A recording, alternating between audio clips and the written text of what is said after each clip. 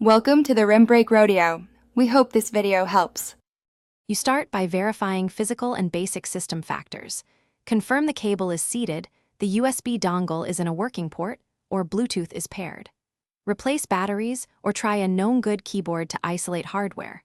Once done, restart Windows and test on the sign-in screen before logging in. This ensures the problem isn't a user profile or app interference, and it gives you immediate feedback whether a simple power or connection issue was the cause. You next inspect drivers and services because many failures stem from software. Open Device Manager and expand keyboards and human interface devices. If a device shows errors, uninstall it and select Scan for hardware changes to reinstall the driver.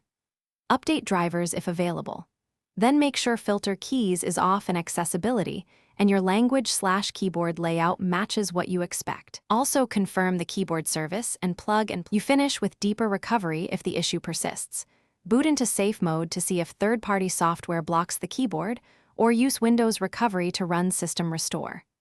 Run SFC and DISM to repair corrupted system files and roll back recent updates if the timing matches the failure. If hardware still fails, test the keyboard on another PC. If you need immediate input, enable the on-screen keyboard or plug an external USB keyboard while troubleshooting. This keeps you productive while you fix the root cause.